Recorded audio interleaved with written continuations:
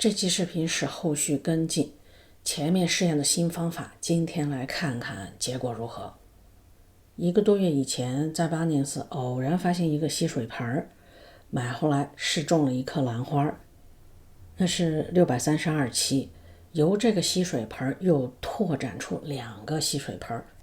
后边2个自动吸水盆都是拿普通的红陶盆自己做的，一个呢是把孔堵住了，一个是没有。先来看买来的这个自动吸水盆，能看得见的是它长了一个新的根儿，但这个根儿水晶头非常小，生长极其缓慢，但是它出了一个新的花芽儿。这就是那颗从巴尼斯买的打折花，买回来之后花不停，到了上一个出花芽的季节，不仅老花梗上的续花继续续花，还长了新花梗。所以前段时间强制性的把它的老花梗剪掉，希望它能开始营养生长。因为它一直开花，它的根越来越不好，稍微有一丁点作用，没想到这么快它又长花芽了。而且这个花芽真的是新长的，在这个花芽下面还有一个小小的绿尖儿，这个是去年就在的，应该是一个停止发育的花芽，也就是正在休眠的花芽。我以为即便它要开花，也应该先长这个正在休眠的花芽，它居然让休眠的继续休眠，然后长了一个全新的。所以很多时候蝴蝶兰其实是很有自己的个性的，它自己要怎么长不一定完全听我们的。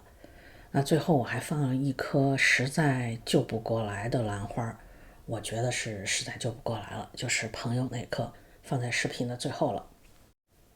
我们继续看自动吸水盆，这是自己制作的第一个盆，普通的红陶盆，把下面的孔封住。他的思路完全就是模仿买的那个自动吸水盆，因为那个盆下面根本就没有孔。生长状态您看到了，非常好，花还在开着，高芽大的这个已经长了根了。因为下面这个套盆还算大呢，它照顾起来也非常的方便，添上一次水可以很久不用管它。我看看下面的水来，这个水有点低了，已经碰不到陶盆了。从水位与陶盆底的差距来看，水已经很久碰不到这个盆了，但是上面的花和叶子没有什么干的迹象，那说明即便水位降低碰不到盆，这个陶盆也不至于特别干，毕竟下面有水嘛，可以向上蒸发水汽，陶盆本身又是透水透气性非常的好，所以表现还行。这也从另一个方面说明照顾起来真的非常简单。我现在给它添上水了，还是应该水泡着盆，这样盆内湿润度比较好一些。我只在外陶盆里加了水，装着蝴蝶兰这个陶盆里是没有放水的。看它新长的根儿粘到盆上去了。这种种植方式需要做一个心理准备，就是花跟盆会长在一起。但因为用的是陶盆陶粒，可以一直不给它换盆，当然如果盆破了还是需要换的。再来看第3个，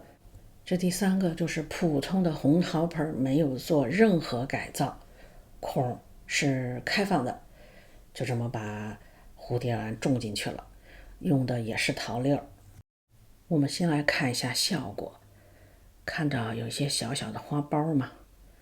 这些都是续花，这是花谢之后重新在老花梗上长出来的，有顶端续花，也有侧花枝。有一个的顶端当时就不好了，所以我剪了，那它就长了这个侧花枝，这是最长的一个侧花枝，其他2个都有顶端。这个是他们自己决定的，这个的顶端长得比较小，但是它下面有一个稍微长一点的侧花枝，另外一个的侧花枝几乎没长出来，还是个小芽儿，但是它上面顶端的续花就多一些。这个是做了2个实验，有孔红陶自动吸水盆，和3颗种在一起效果如何？综合考虑，我现在觉得有孔的自动吸水盆更好一些。它的主要好处就是浇水施肥更方便，因为盆下面有孔嘛，肥水可以很方便的从下面流出来。去除肥害当然也更容易，所以我觉得我们可以不用费心去堵下面的孔了。但堵上下面的孔，蝴蝶兰的生长效果还是不错的。唯一的麻烦就是施肥泡肥水的时候，需要把水从上面倒出来，去除肥害也是一样，要从上面倒水。总体上我对自动吸水盆感觉还是不错的，省事儿，养殖效果也很好。这个方法应该也非常好掌握，而且因为是桃粒儿，没有有机物，也不存在酸腐问题啊、生虫问题啊，这些我觉得都挺好的。最后来看一下抢救的这棵蝴蝶兰是从朋友那儿拿来的，这棵非常的倔强，它就是一心想开花，可是它又没有那个能力。我把它的花芽掐了，它就变得非常的萎靡不振，不让它开花，看这意思它也不想活了。